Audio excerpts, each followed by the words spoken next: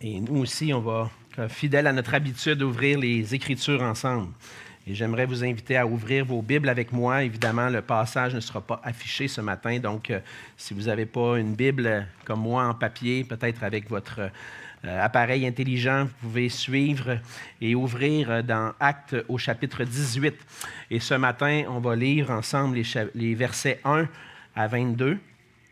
Juste avant de lire le passage, je voulais vous informer qu'on a appris cette semaine, lundi, le décès de notre sœur Lise Babin. Pour plusieurs d'entre vous, avez connu Lise et elle avait depuis longtemps un cancer. Et puis, le Seigneur est venu la chercher ce lundi dernier. Et puis, donc, on veut certainement offrir nos sympathies, nos condoléances à la famille, même s'il n'y a pas de famille ici. On a eu l'occasion de rencontrer Alison, sa fille, mercredi soir dernier, et puis Marie-Ève, sa nièce. Donc, on veut prendre un instant pour se courber ensemble et prier pour la famille, afin que le Seigneur les console à travers cette épreuve, mais aussi que le Seigneur se glorifie en faisant... en permettant que l'Évangile soit annoncé dans les prochaines semaines lorsqu'il y aura son service qui est prévu pour le 10 janvier. Donc, on va vous revenir avec des informations. Mais courbons-nous un instant. Prions pour la famille. Seigneur notre Dieu, on veut te remettre entre tes mains la famille de notre sœur Lise et te prier, Seigneur, pour ceux qui vivent cette épreuve du décès. Je pense en particulier à ses enfants, à Jefferson et Alison. On te prie, Seigneur, que tu puisses les consoler dans leur tristesse. Certainement, d'avoir perdu leur mère, c'est quelque chose de difficile. Alors, on te prie, Seigneur, de leur apporter ta consolation. Et, Seigneur, d'apporter ta consolation par ta parole et par ton Esprit Saint. Je veux te prier pour... aussi pour Marie-Ève, sa nièce, qui était des nôtres, mais qui maintenant est déménagée au Nouveau-Brunswick. On te prie aussi de la consoler. Et Seigneur, on veut te prier particulièrement pour son garçon Jefferson qui habite à Londres et semblait difficile d'avoir la possibilité de voyager. Donc, on te prie, Seigneur, qu'il puisse avoir cette possibilité de venir rencontrer la famille en janvier. Et puis, Seigneur, on te les remet entre tes mains, te priant de déverser sur eux ta bénédiction, ta consolation. Seigneur, et que tous ceux qui ne te connaissent pas encore, Seigneur, qu'ils puissent avoir le privilège d'entendre le message d'amour, de joie, de paix que tu apportes, Seigneur, et qu'ils puissent se tourner vers toi pour être sauvés. On te les remet entre tes mains et on te prie ces choses pour ta gloire, au nom de Jésus. Amen. Amen. Donc, on va lire maintenant ensemble notre passage de ce matin dans Actes au chapitre 18.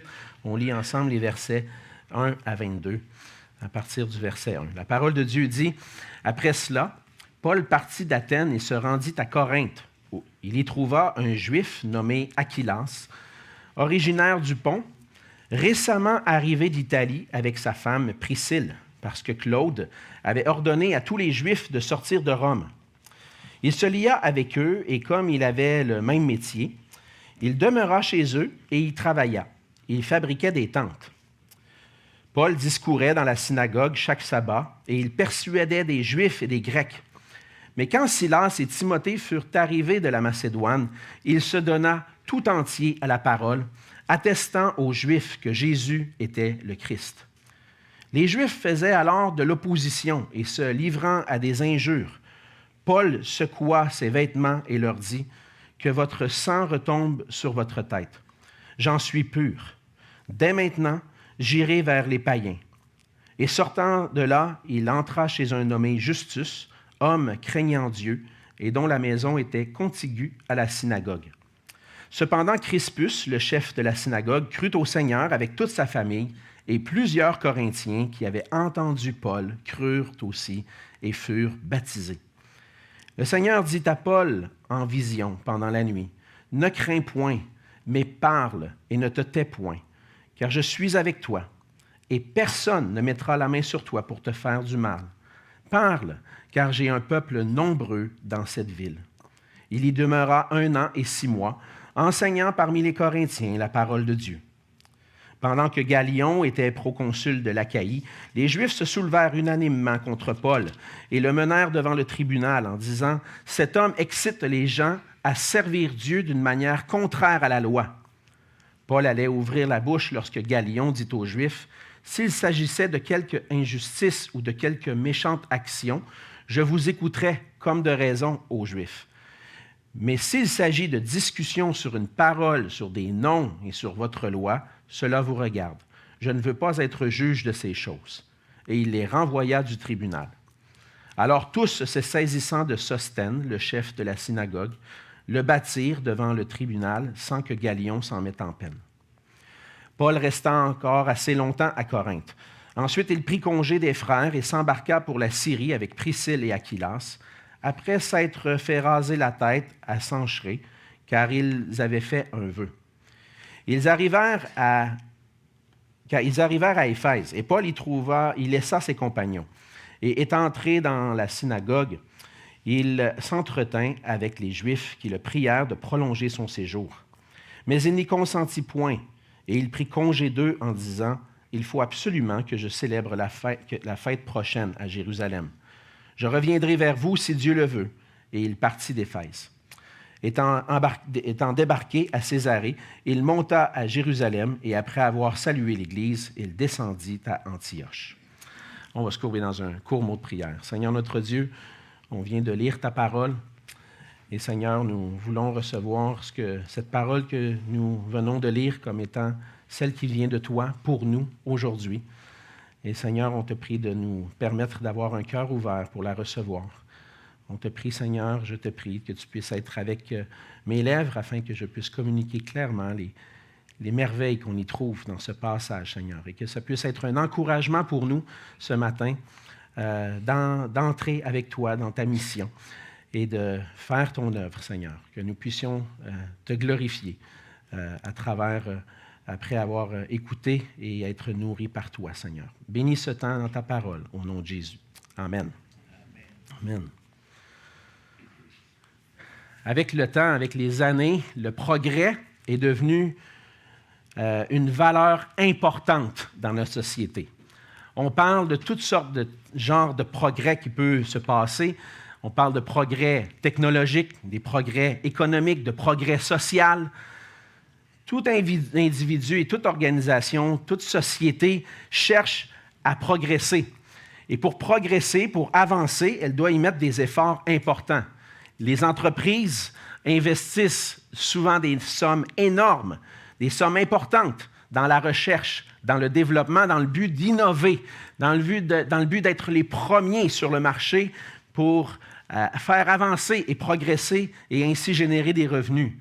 Et le progrès est souvent le résultat d'un travail acharné. Mais non seulement un travail acharné, mais un travail qui est aussi parsemé d'embûches. En tant que chrétien, on a souvent des attentes envers notre Église où on veut la voir progresser. On veut voir notre Église progresser dans le ministère de l'Évangile. Mais pour que l'Église puisse avancer, ça demande un engagement important de la part des dirigeants pour la conduire en toute sagesse, mais aussi de chacun des membres pour participer au ministère de l'Évangile. Mais ce désir d'avancer et de progresser, il arrive parfois qu'il soit découragé. Découragé par l'opposition qu'on peut rencontrer et qu'on rencontre particulièrement dans notre société, dans notre propre société, face à l'Évangile. Il y a de l'opposition. Et cette opposition-là, parfois, même si on a des belles ambitions d'avancer, de progresser, est découragée à cause de l'opposition. Et dans le passage de ce matin, on lit le récit. Le récit de la fin du deuxième voyage missionnaire de Paul. Depuis le début de l'année 2025, on a commencé et on a traversé ensemble 17 chapitres dans le livre des Actes. Et on a vu plusieurs événements qui se sont passés et qui ont entouré le commencement de l'Église et la progression du ministère de l'Évangile. L'Évangile a progressé en commençant par Jérusalem, en allant dans toute la Judée, dans la Samarie, Et on a commencé à voir à travers le ministère des apôtres l'Évangile se répandre dans l'Empire romain. Et ce travail-là, de travailler à répandre l'Évangile, à proclamer Jésus-Christ, à convaincre les gens que Jésus est le Christ, le Messie, le Seigneur, le Sauveur, ça a rarement été facile. Ça a presque toujours été difficile. Les apôtres ont constamment rencontré de l'opposition. Et dans son premier voyage missionnaire, et aussi pendant son deuxième voyage, que ce soit en Macédoine, à Philippe, à Thessalonique, à Bérée, Paul a rencontré de l'opposition. Il a été arrêté, il a été battu, il a été mis en prison pour l'Évangile. Mais toutes les fois, le Seigneur était avec lui.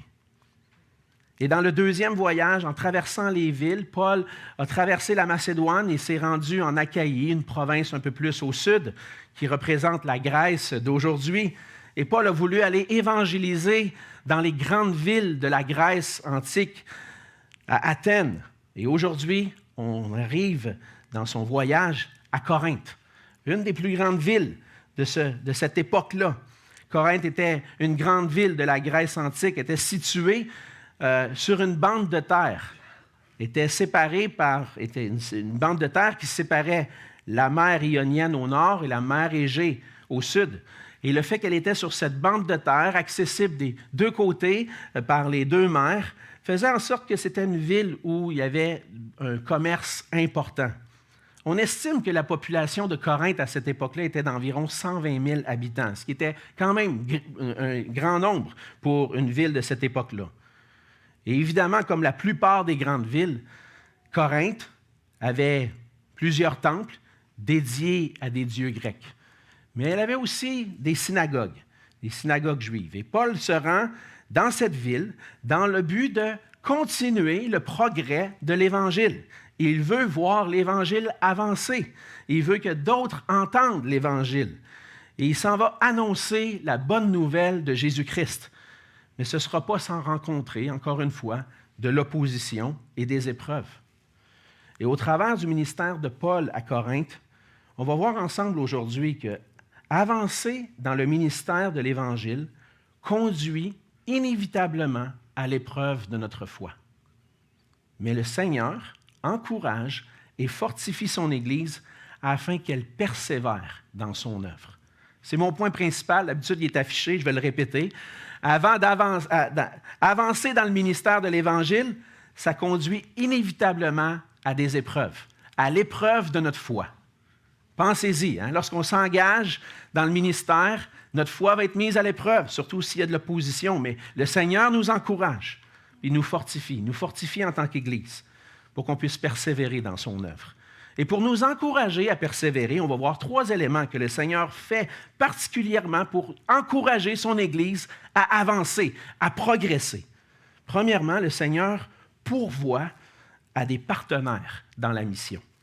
On voit ça dans les versets 1 à 3 et au verset 18 du passage. Le Seigneur avait donné déjà plusieurs partenaires à Paul depuis le début de son ministère. Dans le début de son ministère, on se rappelle d'un partenaire important qui avait même accompagné Paul dans les premiers pas de sa vie chrétienne, Barnabas, un homme de consolation, d'exhortation. Paul avait travaillé avec lui pendant plusieurs années à l'église d'Antioche, mais aussi pendant son premier voyage missionnaire. Ensuite, il était parti dans son deuxième voyage avec Silas. Et le Seigneur avait ajouté un autre équipier, un jeune homme nommé Timothée. Et Timothée a joint l'équipe de Paul. Mais ça, c'est juste ceux qu'on a vus, qu'on a lus, parce qu'il y avait d'autres compagnons. On sait que Luc accompagnait Paul aussi à certains moments. Mais dans les Épîtres, on voit que plusieurs faisaient partie des compagnons de Paul. Et lorsqu'il arrive à Corinthe, Paul va rencontrer 2 compagnons qui vont l'aider énormément dans son ministère, Aquilas et Priscille. Aquilas et Priscille étaient un couple de chrétiens juifs qui étaient originaires du Pont. Si vous vous rappelez, on a déjà vu ce mot-là. Cette région-là a déjà été mentionnée dans le livre des Actes. On se rappelle qu'au jour de la Pentecôte, lorsqu'il y avait des chrétiens qui étaient venus pour célébrer la Pentecôte à Jérusalem, il y avait des gens de partout qui étaient venus, des Juifs de partout. et des Juifs qui étaient aussi du pont. Est-ce que Aquilas faisait partie de ces Juifs-là qui a entendu l'Évangile au jour de la Pentecôte puis qui est retourné chez lui après? On ne sait pas. On n'a pas plus de détails, mais ça pourrait être possible. Mais il était originaire du pont, tous les deux, mais il demeurait à Rome, mais avait dû fuir en raison d'un édit de l'empereur Claude qui avait ordonné aux Juifs de quitter Rome. Et les historiens, on va dire extra-bibliques, en dehors des Écritures, rapportent cet édit de l'empereur qui a eu lieu vers la fin de l'an 49 après Jésus. C'était un édit qui expulsait les Juifs parce qu'ils causaient du trouble et probablement à cause du christianisme qui commençait à provoquer des problèmes dans les synagogues.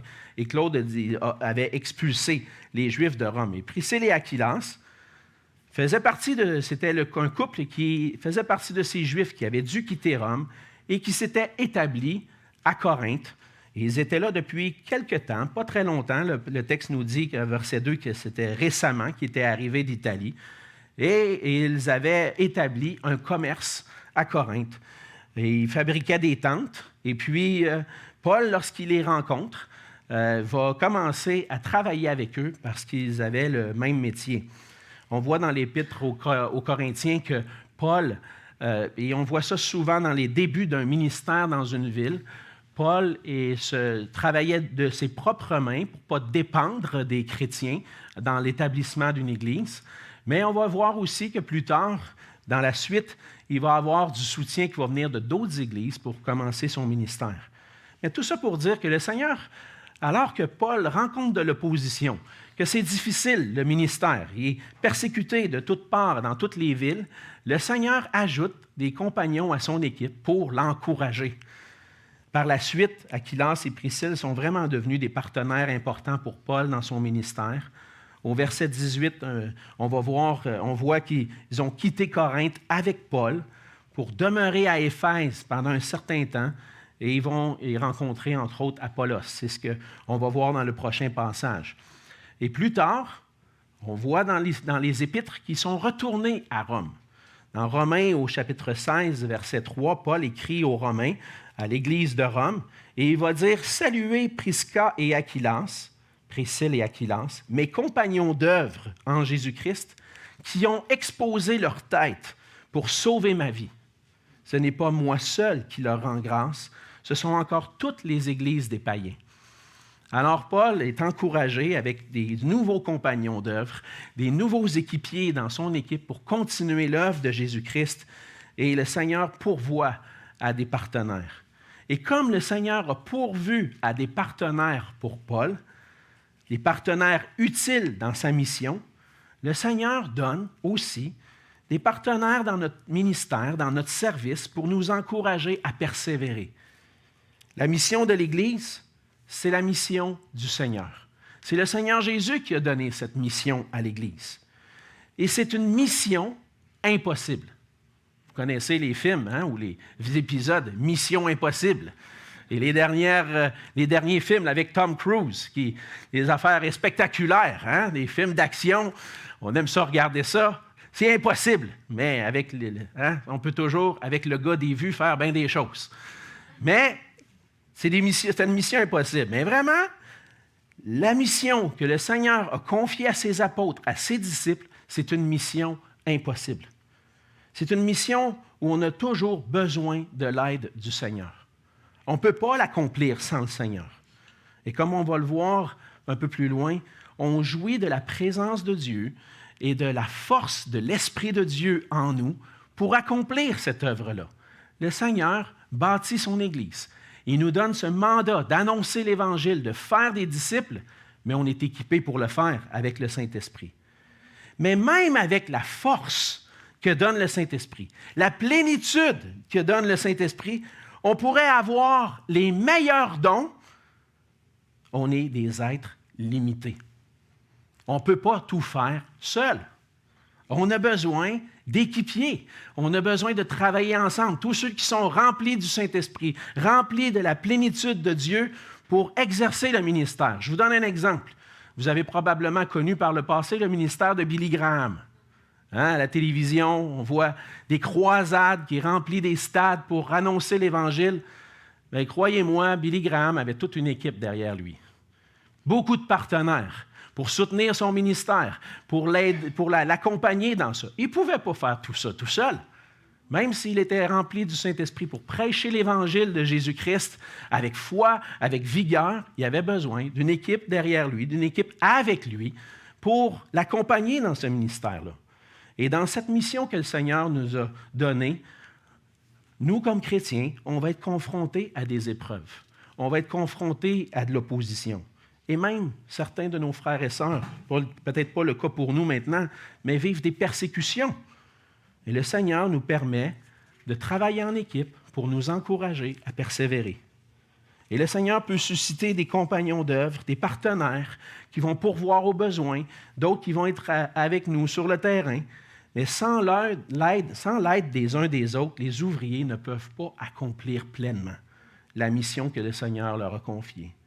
Qu'importe qui nous sommes, on a besoin de travailler en équipe. En équipe dans l'Église et même en partenariat avec d'autres églises. Dans l'Église, notre mission est de faire des disciples, de leur enseigner à obéir à ce que le Seigneur a prescrit. Et une poignée d'anciens ou une poignée de diacres ne peuvent pas accomplir toute la tâche seuls. Le Seigneur nous a donné une responsabilité en tant que pasteur de veiller sur l'Église. Mais on a besoin des dons de chacun pour mettre en œuvre ce ministère-là, pour participer au ministère de l'Évangile, pour qu'on travaille en équipe. On a besoin des dons de chacun. Et de la même façon, si vous êtes en train de servir dans un ministère présentement dans l'Église, vous ne pouvez pas tout faire seul. Vous avez besoin de l'aide de gens autour de vous, de gens qui vont participer avec vous dans ce ministère-là. Et en y pensant, honnêtement, je prenais le temps de penser à ça cette semaine, je réfléchissais. J'avais de la difficulté à penser, à trouver un seul ministère dans l'Église où on n'a pas besoin des dons des autres. Pensez-y. On peut-tu faire un ministère tout seul? Ah oui, je peux le faire tout seul. Mais si tu ajoutes quelqu'un à ton équipe, peut-être que ça va aller encore mieux. Peut-être que ton travail va être encore plus prospère, va progresser davantage, que ce soit dans l'école du dimanche, dans l'enseignement de la jeunesse, avec les jeunes adultes, des groupes bibliques, des enseignements aux hommes, aux femmes, dans le ministère de soutien au bâtiment, des finances. Pensez, n'importe quel ministère à l'accueil. On a besoin de partenaires dans le ministère pour travailler ensemble. Et si on n'avait pas de partenaires, lorsqu'on rencontre des difficultés, bien, on aurait de la difficulté. Lorsqu'on aurait des épreuves, on aurait de la difficulté à progresser. Mais avec des partenaires, le Seigneur nous permet de progresser dans notre ministère. Ils peuvent nous encourager pendant qu'on est découragé. Et ils peuvent nous soutenir si jamais on ne peut pas être là, être présent. Avoir des équipiers dans le ministère, c'est quelque chose d'essentiel. Et c'est pour ça que le Seigneur a donné des partenaires à Paul et que le Seigneur nous place ensemble, en équipe, pour travailler à l'œuvre de Dieu. Et personnellement, moi, je rends grâce à Dieu pour le privilège de pouvoir travailler en équipe avec un conseil d'anciens, avec Pierre, avec M. Bouchard, avec Amex, avec Gaétan, avec les Bascounian, M. Bascounian qui s'est joint à nous au conseil, on discute ensemble avec Mme Bascounian qui s'est ajoutée aussi, puis qui, elle, vient aider le ministère des Femmes, une belle équipe d'un beau comité qui travaille ensemble. Elle s'ajoute. Le Seigneur pourvoit à des partenaires. Puis je me suis réjoui quand j'ai appris que les Bascounian voulaient venir travailler avec nous. C'est gloire à Dieu, merci Seigneur. Puis je suis juste reconnaissant encore au Seigneur après un peu plus d'un an qu'ils sont avec nous. Mais on a besoin de partenaires pour s'encourager, ça nous encourage. Puis lorsqu'on a des partenaires dans l'œuvre de l'Évangile, on peut en faire davantage. Si on a des partenaires entre nous, ici dans l'Église, dans nos ministères, bien, on peut accomplir aussi en ayant des partenaires avec d'autres églises. Vous le savez, on fait partie d'une association d'églises. Notre frère François Turcotte est venu présenter le ministère de l'association il y a 2 semaines.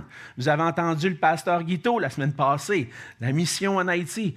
Imaginez la pensée du pasteur Guiteau de savoir qu'on a une église qui le supporte dans son ministère là-bas. Ça le réconforte, ça l'encourage. On continue, on va continuer à faire ce travail-là. On a des chrétiens, des églises au Québec qui nous soutiennent. Et c'est la même chose pour tous les ministères, les missions qu'on soutient. C'est encourageant de travailler en équipe.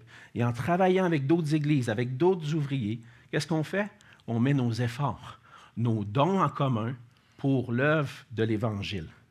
Et en pourvoyant des partenaires avec qui on partage nos efforts, le Seigneur nous encourage à persévérer, même quand il y a de l'opposition. On sait qu'on n'est pas seul. On travaille en équipe avec le Seigneur et avec des partenaires. Deuxièmement, on voit qu'est-ce que le Seigneur fait pour nous encourager dans son œuvre. Deuxièmement, on voit que le Seigneur donne la force à ses serviteurs pour annoncer sa parole et la joie de voir des gens se tourner vers le Seigneur. Dans la suite du passage, les versets 4 à 8, on voit que Paul, malgré le fait qu'il travaille avec Aquilas et Priscille à fabriquer des tentes, ça ne l'empêche pas de continuer le ministère de l'Évangile. Au verset 4, il discourait dans la synagogue chaque sabbat. Vous le savez, Paul aimait aller à la synagogue trouver des gens qui avaient déjà une crainte de Dieu, qui étaient déjà un peu disposés à entendre la parole. Alors il va à la synagogue et chaque sabbat, il cherchait, il travaillait à persuader les Juifs et les Grecs. Mais on voit que dans la suite, qu'il y a des partenaires qui vont arriver. Mais Paul présentait les Écritures, cherchait à persuader Juifs et Grecs. De quoi il cherchait à les persuader? On le voit à la fin du verset 5, attestant aux Juifs que Jésus était le Christ.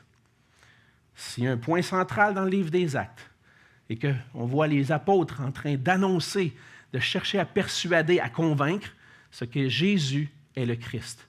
Et pour les Juifs, ça veut dire beaucoup, parce que c'était le Messie promis. Les promesses de Dieu sont accomplies en Jésus. Il est le Christ, le Messie, celui qui est venu pour sauver son peuple de ses péchés, celui qui est venu pour chercher et sauver ce qui était perdu. Les Juifs attendaient le Messie. Et le Messie est venu en Jésus-Christ. Et la mission des apôtres et de l'Église, c'était d'annoncer Christ. Le Messie est là, il est venu.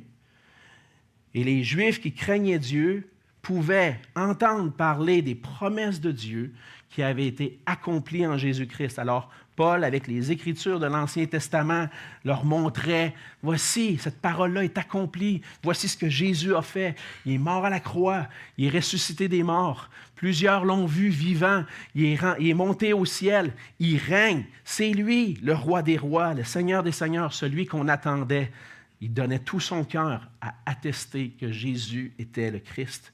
Et ça fait partie aussi de notre ministère à nous aussi, même si peut-être des fois, sans changer le message de l'Évangile, on a peut-être besoin d'expliquer un peu plus qu'est-ce que ça veut dire.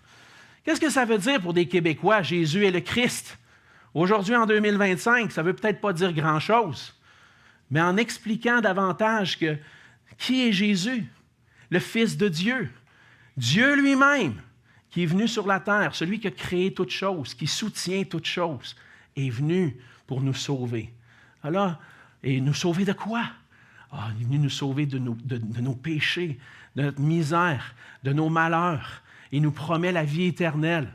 C'est une espérance pour les Québécois aujourd'hui d'entendre parler du fait que Jésus est le Christ, le Seigneur. Et c'est ce qu'on veut comme Église annoncer. Et ce qu'on voit dans le passage, c'est que Paul travaillait avec Aquilas et Priscille, il fabriquait des tentes, il subvenait à ses besoins les dimanches, pas les dimanches, les samedis, le sabbat, il annonçait Christ dans les synagogues, mais là, il arrive quelque chose au verset 5. Quand Silas et Timothée furent arrivés de la Macédoine, il se donna tout entier à la parole, attestant aux Juifs que Jésus était le Christ. Qu'est-ce qui fait que quand Silas et Timothée, ses partenaires, qu'est-ce qui fait que quand ils sont arrivés, il a pu se donner entièrement à la parole? On a des indices de ça dans l'Épître aux Corinthiens, dans l'Épître aux Philippiens.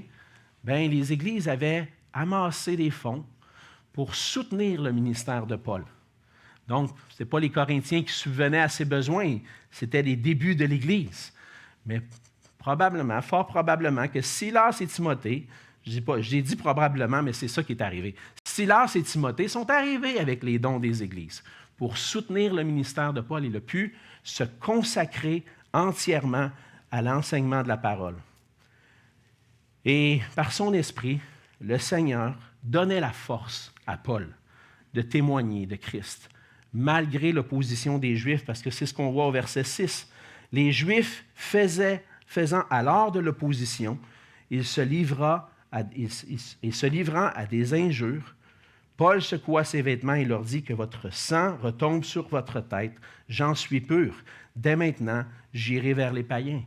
Encore une fois, Paul rencontre l'opposition des Juifs. C'est une épreuve pour lui. C'est difficile parce que plus loin, on va voir que les Juifs vont le conduire justement devant le tribunal pour être jugé puis se débarrasser de lui en quelque sorte. Mais comment Paul continuait de persévérer? Évidemment, il y avait des partenaires, mais c'était par l'Esprit de Dieu qui travaillait en lui. Paul parle de ça dans Colossiens 1, les versets 25 à 29. Dans Colossiens 1, 25, on lit ceci. « J'ai été fait ministre selon la charge que Dieu m'a donnée, afin que j'annonce pleinement la parole de Dieu. » Le Seigneur a confié un ministère à Paul. Annoncer la parole de Dieu. La parole de Dieu, c'est quoi? Verset 26. « Le mystère caché de tous les temps et dans tous les âges, mais révélé maintenant à ses saints. Dieu a voulu faire connaître la glorieuse richesse de ce mystère parmi les païens, savoir Christ en vous, l'espérance de la gloire. » C'est lui que nous annonçons, exhortant tout homme et instruisant tout homme en toute sagesse, afin de présenter à Dieu tout homme devenu parfait en Christ. Tout un travail, là. Je m'arrête ici juste un instant. Pensez-y. Paul arrive à un endroit. Peu de personnes ont entendu parler de l'Évangile. Et qu'est-ce qu'il désire faire? Parler de Christ. Présente Jésus-Christ. Exhorte. Croyez en lui. Croyez en Jésus. Et puis, qu'est-ce qui arrive après? Bien là, il y en a qui se convertissent. Qu'est-ce qu'on fait? On les instruit en toute sagesse dans le but de les présenter comme des hommes et des femmes matures en Jésus-Christ. Hey, c'est ça. Puis il va dire, verset 29, c'est ça qui est... C'est à quoi je travaille, en combattant avec sa force qui agit puissamment en moi. On a la force de l'Esprit de Dieu, on veut annoncer, on veut former des disciples. Le but, c'est quoi? Présenter tous ces disciples-là comme des disciples matures, des hommes et des femmes fermes, affermis dans la foi en Jésus-Christ, qui un jour vont se présenter devant le trône et entendre dire, « Viens, bon et fidèle serviteur, entre dans la joie de ton maître. » On travaille pour ça. C'est pour ça qu'on travaille. En essayant de gagner les gens à Christ, en les instruisant, on veut voir une armée d'hommes et de femmes louer Dieu pour l'éternité. Et même si à certains moments, Paul n'avait pas eu accès à la synagogue parce qu'ils l'ont jeté dehors, finalement, Paul a trouvé la maison d'un homme nommé Justus, qui est un homme qui craignait Dieu, puis sa maison n'était pas très loin de la synagogue, juste à côté même. Et puis à travers ça, il y a eu plusieurs conversions. Crispus, le chef de la synagogue lui-même, au verset 8, on lit qu'il a cru au Seigneur avec sa famille. Et plusieurs Corinthiens qui avaient entendu Paul ont aussi cru. Donc, malgré l'opposition, le Seigneur a donné à Paul la force de continuer. Et le Seigneur nous donne la force du Saint-Esprit pour avancer. Et au milieu de l'opposition, au milieu de l'épreuve, le Seigneur nous encourage. Comment cette force-là du Saint-Esprit, comment est-ce qu'elle agit en nous? Ça, c'est intéressant parce que je me suis posé la question, OK, Seigneur, tu dis que tu nous donnes ton esprit, tu nous dis que tu nous donnes ton esprit pour travailler à ton œuvre, mais comment ça marche, ça? Hein, c'est un peu mystique, hein? On a un esprit de Dieu, on ne le voit pas. On croit que le Saint-Esprit de Dieu nous est donné. On croit qu'il nous équipe pour le ministère. Comment ça marche, cette affaire-là? Et on voit dans la vie de Paul que le Saint-Esprit donnait 3 choses, entre autres. OK?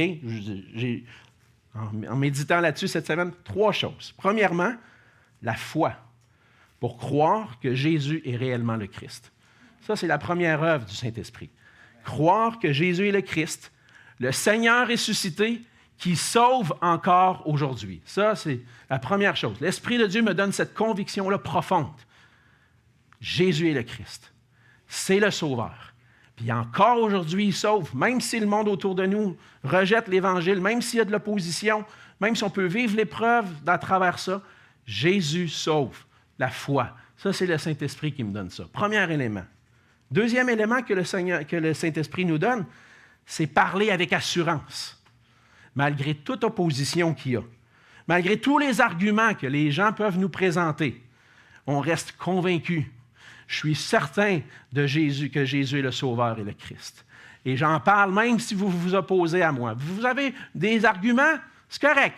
On va travailler ensemble, on va réfléchir. On peut travailler avec ça. Mais on est sûr, on se tient debout parce que l'Esprit nous donne cette assurance-là pour parler. Et le troisième élément, c'est le courage. Le courage que Paul avait est impressionnant. Pensez à tout ce qu'il a pu vivre, d'être arrêté, battu, mis en prison. Peu importe ce qui arrive, moi je pars. Je vais parler de Jésus quand même. C'est un courage, ça ne venait pas de lui, ça venait de l'Esprit de Dieu.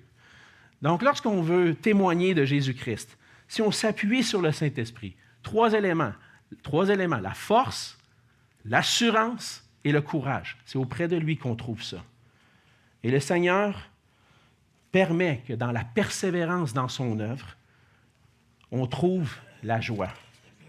Par la grâce de Dieu, malgré l'opposition, Paul a eu la joie de voir des âmes venir à Christ. Hey, une ville tellement nombreuse, avec tellement idolâtres, avec toutes sortes de temples. Le Seigneur a donné la joie à Paul de voir des gens se tourner vers Jésus-Christ. Alors l'opposition ne doit pas nous faire peur, parce que même des fois, le Seigneur utilise l'opposition pour en réveiller certains. Et plusieurs trouvent le Seigneur quand le peuple de Dieu est persécuté. Dans Matthieu 5, verset 16, Jésus lui-même, notre Seigneur, dit que votre lumière luise ainsi devant les hommes, afin qu'ils voient vos bonnes œuvres. Et qu'est-ce que ça va avoir pour fruit? Glorifie votre Père qui est dans les cieux. Malgré l'opposition, on continue d'aimer, de vouloir présenter Christ, d'amener le message d'amour du Seigneur, l'Évangile, pour que les gens glorifient le Père. En 1 Pierre 2, verset 12, Pierre encourage les chrétiens qui vivent des persécutions. Il dit « Ayez au milieu des païens une bonne conduite, afin que là même où ils vous calomnient, comme si vous étiez des malfaiteurs, ils remarquent vos bonnes œuvres et glorifient Dieu au jour où il les visitera. » On continue de travailler, on continue d'aimer, malgré l'opposition, parce que ça va tourner à la gloire de Dieu. Ça, c'est notre confiance. Notre confiance dans la parole et dans l'Esprit de Dieu. Et c'est pour ça qu'on doit demeurer fidèle dans le ministère, en nous appuyant sur le Seigneur. En étant au milieu de l'opposition, on pourrait être tenté des fois de changer notre discours, de rendre notre discours un peu plus attrayant. Ah, je trouve que c'est dur de parler de la vérité, d'affirmer que Jésus est la vérité. Les gens n'aiment pas ça, entendre ça. On va changer un petit peu notre discours. Jésus est une vérité que tu peux suivre. Ah, c'est une bonne vérité, tu devrais la suivre.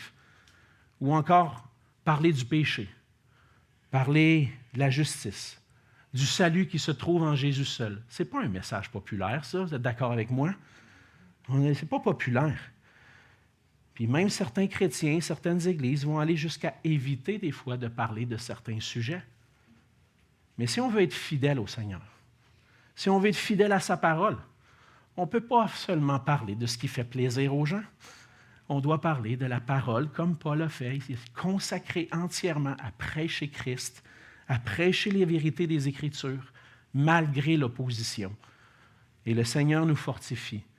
Et au milieu d'une société, d'une génération qui a besoin d'entendre parler de Jésus-Christ, on veut continuer, même si elle ne veut pas l'entendre parler. On est là chaque semaine, et dans nos vies personnelles, pour parler.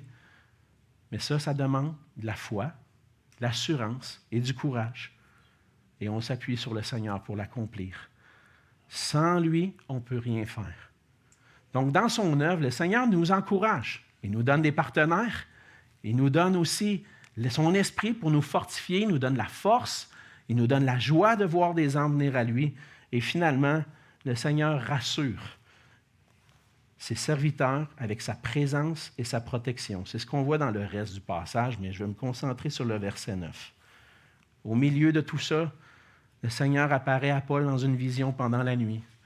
En lui donnant une exhortation, il dit « Ne crains point, mais parle et ne te tais point. » Peut-être que ça a été passé par l'esprit de Paul, peut-être que je suis mieux de me calmer un peu, je vais y aller mollo parce que là, il y a de l'opposition. Ça me surprendrait. Mais des fois, ça peut être humainement ce qui se passe dans nos cœurs. Ouais, là, je pense que je vais y aller un peu plus mollo. Là. Mais le Seigneur dit non. Ne crains point. Parle. Ne te tais pas. Hey, si le Seigneur me dit ça, hein? OK, Seigneur, on va t'obéir, malgré tout. Mais ce que le Seigneur dit au verset 10, il nous le dit à nous aussi. Car je suis avec toi. Et personne ne mettra la main sur toi pour te faire du mal, surtout la présence du Seigneur. Ça se peut qu'on vive. Paul a vécu des moments où il a été persécuté, il a été battu. Mais à Corinthe, le Seigneur lui donne cet encouragement-là. Il n'y a personne qui va mettre la main sur toi ici. Tu as été arrêté, puis finalement, plus loin, on voit que le jugement est tombé. Il n'y a même pas eu de procès. C'est vos affaires. Je ne veux rien entendre parler de ça. Le proconsul a laissé ça aller. Est-ce que Paul a été persécuté, à part l'opposition, mais persécuté à Corinthe? Non. Le Seigneur l'avait protégé. Et c'est que de cette façon-là que le Seigneur l'avait protégé, mais à un moment où Paul en avait besoin. Parce qu'on lit dans 1 Corinthiens, chapitre 2, verset 3, le Seigneur l'a encouragé parce qu'il dit « Moi-même, j'étais auprès de vous dans un état de faiblesse, de crainte et de grand tremblement. » Oh! On n'est pas habitué d'entendre parler de Paul de cette façon-là. Mais c'est comme ça qu'il se sentait quand il est arrivé à Corinthe. Je me sens faible. J'ai peur. J'en ai peur jusqu'à trembler. Puis le Seigneur lui dit, ne crains pas. Parle. Ne te tais pas. Puis il lui donne une belle promesse. Car j'ai un peuple nombreux dans cette ville. Puis des fois, j'ai de la misère à dire, Seigneur, pourquoi je suis émotif? Je dis, Seigneur, est-ce que tu n'aurais pas un peuple nombreux pour nous aussi aujourd'hui?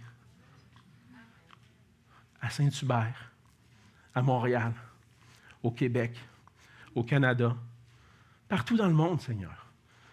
On veut œuvrer avec toi. On veut voir un peuple nombreux se lever, puis croire en toi, marcher pour toi.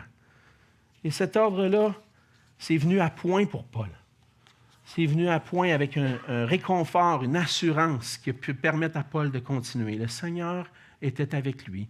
Il devait parler, ne pas se taire. Et le Seigneur lui rassure qu'il avait un peuple nombreux dans cette ville. Et cette vision a confirmé que Paul devait rester à Corinthe. Au verset 11, il est demeuré 1 an et 6 mois, enseignant parmi les Corinthiens la parole de Dieu, exhortant tout homme, instruisant tout homme en toute sagesse, afin de présenter tout homme devenu parfait en Christ. C'est son travail. Et le Seigneur nous encourage, nous fortifie par sa parole. Pour nous, c'est par sa parole que le Seigneur nous encourage. Combien de fois on lit dans les Écritures ces paroles-là, « Ne crains point, car je suis avec toi ». C'est le commandement où on trouve le plus souvent dans les Écritures. « Ne crains point, je suis avec toi. Yahvé, je suis avec toi. » Et nous, on est là, puis on dit, oh, je ne suis pas sûr que je devrais. Le Seigneur Tout-Puissant est avec toi. Qu'est-ce que tu attends? Vas-y. Parle de ce que Jésus fait dans ta vie. N'aie pas peur de dire, le Seigneur m'a béni. J'ai prié le Seigneur, il a répondu à mes prières. N'aie pas peur de dire, tu as besoin de quelque chose. Je l'ai trouvé, moi. J'ai trouvé la paix en Jésus. Peut-être quelqu'un qui vit des difficultés a besoin d'entendre un message de paix. Seigneur, fortifie-nous par ta grâce pour qu'on soit des témoins fidèles. Des fidèles en étant fortifié en toi, fortifié dans ta parole, en sachant qu'on n'a rien à craindre. Je suis avec vous tous les jours jusqu'à la fin du monde, jusqu'à son retour. On peut attendre et savoir qu'on est dans la main du Roi des rois, du Seigneur des seigneurs. On peut travailler à son œuvre. Mais ça ne veut pas dire qu'on ne va pas souffrir pour l'Évangile. Et le Seigneur va permettre qu'on rencontre de l'opposition, des difficultés et peut-être même des persécutions dans le ministère. Paul a souffert plusieurs fois à d'autres endroits, pas à Corinthe, et il disait à Timothée, en 2 Timothée 3, versets 10 à 12, « Pour toi, tu as suivi de près mon enseignement, ma conduite, mes projets, ma foi, ma douceur, mon amour, ma constance, mes persécutions, mes souffrances. À quelle souffrance n'ai-je pas été exposé à Antioche, à Icône, à Lystre? Quelle persécution n'ai-je pas supportée? Et le Seigneur m'a délivré de toutes. Or, ceux qui veulent vivre pieusement en Jésus-Christ seront persécutés. C'est la réalité. Le Seigneur a rassuré Paul à Corinthe en disant, il n'y a personne qui va mettre la main sur toi ici. Mais ça ne veut pas dire que c'est une promesse pour nous tout le temps. Ça se peut qu'on fasse face à des persécutions, que ce soit ce que les hommes peuvent nous faire, on n'a pas à craindre. Notre vie est entre les mains du Seigneur. Et même à cause des souffrances, à cause des persécutions, il n'y a rien qui peut nous ravir de sa main. Donc, on ne doit pas perdre courage, mais on doit se ressourcer dans le Seigneur, comme Paul dit dans 2 Corinthiens 4, 16 à 18. C'est pourquoi nous ne perdons pas courage. Et même si notre homme extérieur se détruit, frappé de plusieurs façons, puis peut-être qu'il vivait avec des handicaps qui suivaient le fait d'avoir été battu. Notre homme extérieur se détruit, je vieillis, je perds des forces. Notre homme intérieur, l'homme spirituel, se renouvelle de jour en jour, car nos légères afflictions du moment présent produisent pour nous, au-delà de toute mesure, un poids éternel de gloire, parce que nous regardons non point aux choses visibles. Si on regarde les choses visibles, on va voir l'opposition, on va voir la possibilité d'être persécuté, on va voir toutes sortes de choses qui peuvent nous empêcher. On ne regarde pas aux choses visibles, mais à celles qui sont invisibles.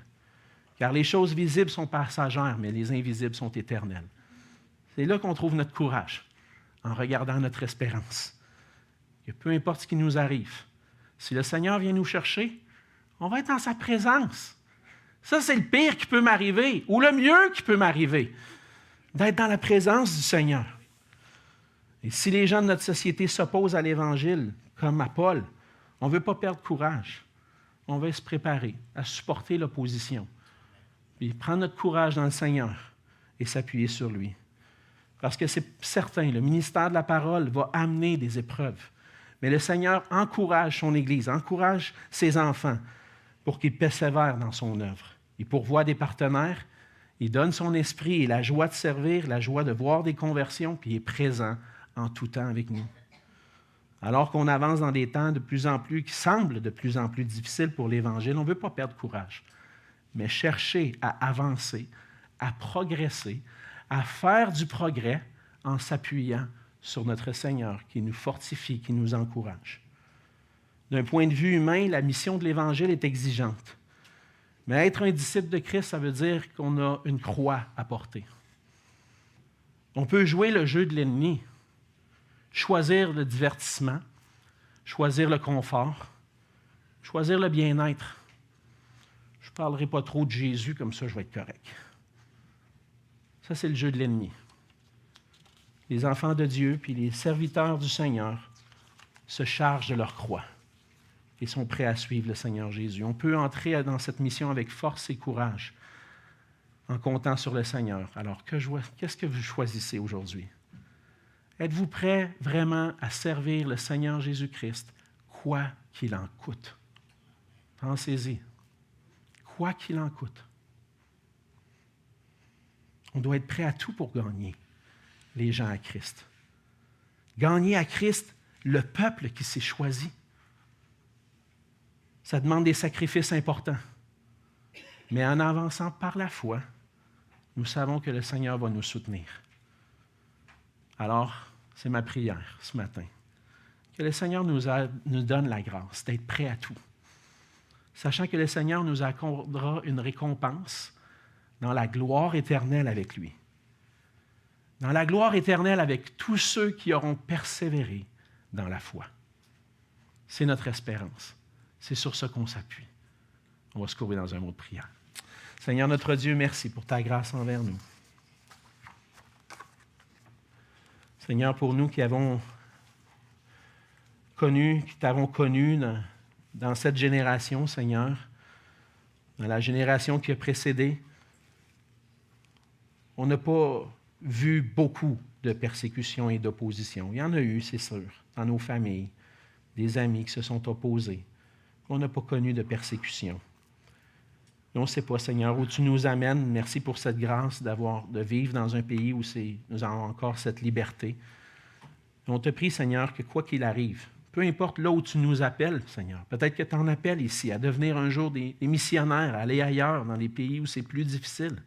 Je ne sais pas ce que ton plan parfait, Seigneur, mais fais de chacun de nous des disciples fidèles à toi, prêts à porter la croix, prêts à payer le prix, même de la souffrance, même des persécutions, en s'appuyant sur toi, sachant que ton esprit nous donne la foi, l'assurance, le courage, et sachant que toi, Seigneur, dans toutes circonstances, tu nous encourages avec des partenaires, avec le Saint-Esprit et avec cette espérance qu'un jour tu vas revenir, Seigneur.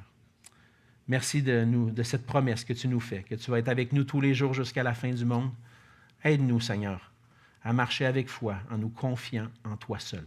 Et c'est en Jésus que je te prie. Amen.